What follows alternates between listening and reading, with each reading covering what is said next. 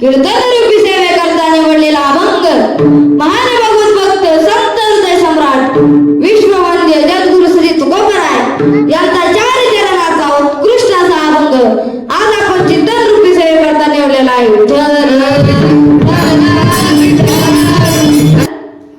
आपण जर पाहिलं तर शास्त्राने 2 प्रकारचे वर्ग पाडलेले आहेत।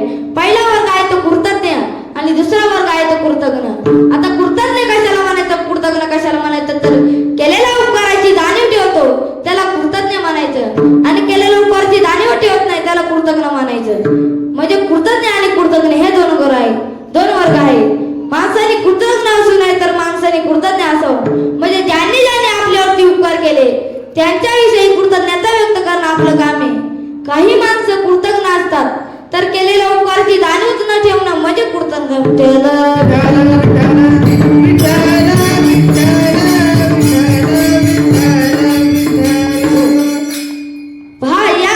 पहा शास्त्र आपण जर पुराण पाहिले आणि शास्त्र पाहिले तर आपल्या लक्षात येईल की कृतज्ञ कशाला म्हणायचं।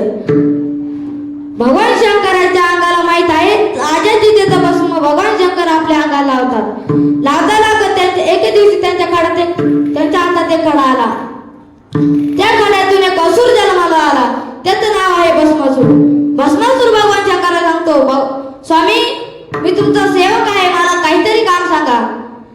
भगवान शंकराने विचार केला। भगवान शंकर सांगतात, भस्मासुरा ज्या भस्मापासून तुझी उत्पत्ती आहे म्हणून तुझं नाव भस्मासूर आहे। आता तू तेच काम कर, दररोज मला ताजे तिथेचं भस्म आणून द्यायचं। चालेल म्हटलं। भस्मासूर दररोज जायचा आणि भगवान शंकरांकरिता ताजे तिथेचं भस्म आणायचा आणि भगवान शंकर ते आपल्या अंगाला लावायचे। अशी फार सेवा करायची भगवान शंकरांची। अनेक दिवस फार सेवा करायचा आणि एके दिवशी भगवान शंकर त्याला प्रसन्न झाले। भगवान शंकर इतके भोळे देवता आहे की तुम्ही त्यांच्याकडे काहीही मागा ते लगेच देऊन टाकतात। एक माणूस भगवान शंकरांकडे गेला। पण बायकोशी भांडण करून गेला म्हणून भगवान शंकरांची भक्ती करू लागला। भगवान शंकर त्याला प्रसन्न झाले। भगवान शंकर सांगतात, भक्ता मी तुला 3 वर देतो, या 3 वरामध्ये तुला जे काही मागायचं असेल ते माग। तो त्याने विचार केला, तो सांगतो, आपण आता बायकोशी आपल्या भांडण करून आलोय, बायकोला कसं खुश करायचं। त्याने विचार केला तर तो सांगतो भगवान शंकराला, माझ्या बायकोच्या नाकाला शेंडाच नाही, माझ्या बायकोच्या नाकाला शेंडा द्या। भगवान शंकर तथास्तु म्हणतात। तो घरी जातो, पाहतो तर फार बायकोला इतकं 10-15 मीटर एवढा नाकाचा शेंडा दिला की फार घराच्या बाहेर बायकोकडे गेला। बायको म्हणती, काय तो सांगतो, मी भगवान शंकरांकडे वर मागितले। बायको सांगती, जा नाक बारीक करायला। तो भगवान शंकरांकडे जातो आणि भगवान शंकरांना सांगतो, देवा मला दुसरं वर मागायचे। भगवान शंकर सांगतात, तुला जे काही मागायचं असेल ते माग। तो सांगतो, माझ्या बायकोचं नाक बारीक करा। भगवान शंकर तथास्तु सांगतात। तो घरी जाऊन पाहतो, त्याला वाटतं आपली बायको खुश असेल। घरी जाऊन पाहतो तर तिचं नाकच नाही, फक्त 2 वर, फक्त नाक पुढे, नाकच नव्हतं। बायको चिडली। बायको सांगते, जसं नाक होतं ना तसं करायला। बायको भगवान तो माणूस, तो व्यक्ती भगवान शंकरांकडे जातो। भगवान शंकर सांगतो, जसं नाक होतं तसं ना करा। सांगायचं तात्पर्य असं की भगवान शंकर इतके बोळे देवता आहे की तुम्ही त्यांच्याकडे काहीही मागा ते लगेच देऊन टाकतात। विठ्ठल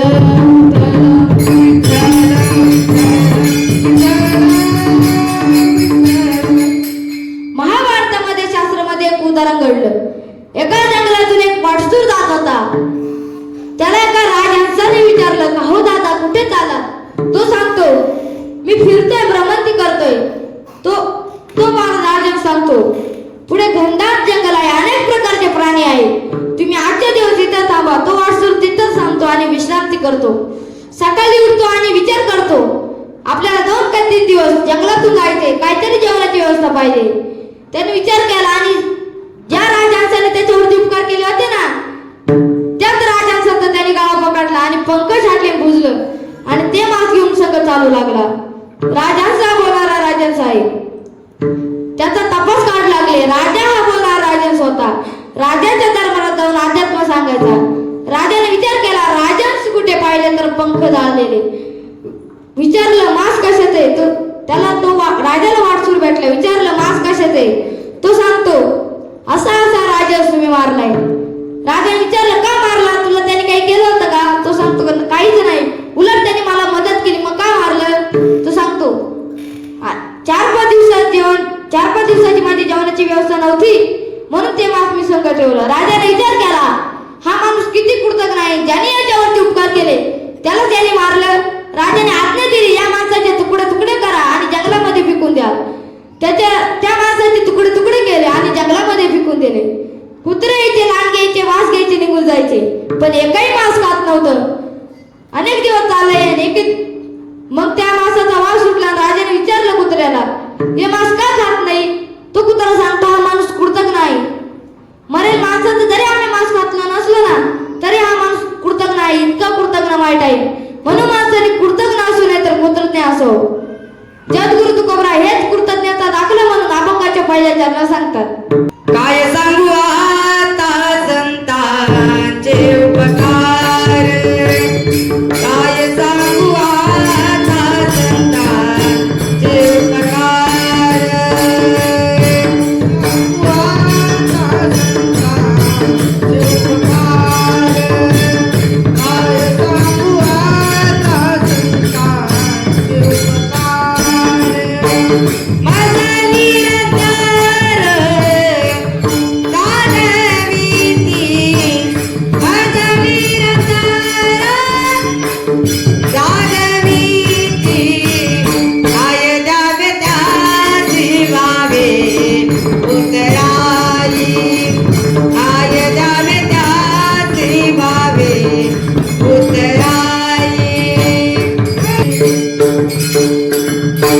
अभंगाच्या पहिल्या चरणात आपण प्रवेश केलेला आहे. अभंगाच्या आपण पहिल्या चरणात प्रवेश केलेला आहे. तसं जर पाहिलं तर तिघांचे आपल्यावरती उपकार आहे. पहिले उपकार आहे ते आई वडिलांचे, आणि दुसरे उपकार आहे ते देवाचे, आणि तिसरे उपकार आहे ते साधू संतांचे. आईचे काय उपकार आहे? ज्या आईने आपल्याला 9 महिने 9 दिवस तिच्या पोटामध्ये वाढवलं त्या आईचे आपल्यावरती उपकार आहे. ज्या आई वडिलांनी आपल्याला जन्म दिलाय ना त्या आई वडिलांचे उपकार आहे. कोणाला म्हणत आई? आ माझी आत्मा आणि ई माझे ईश्वर. ज्या ईश्वराने मिलन करून दिलं ना तिलाच या विश्वामध्ये आई म्हणतात. आ माझ्या आई, आई म्हणजे माईचा सागर आहे, आई म्हणजे चैतन्याचा डोंगर आहे, समृद्धीची हाक आहे, पावसाच्या धाराने हिरवागार वारा आहे, माईचा ओला आहे. आपली साधी करमली जरी कापली तरी सहन होत नाही. ज्या टायमाला डॉक्टर सांगतात तुम्हाला जर बाळा जन्म घालायचा असेल ना तर तुमचं हितभर पोट फाडावं लागेल, त्या टायमाला ती आई सांगते डॉक्टर साहेब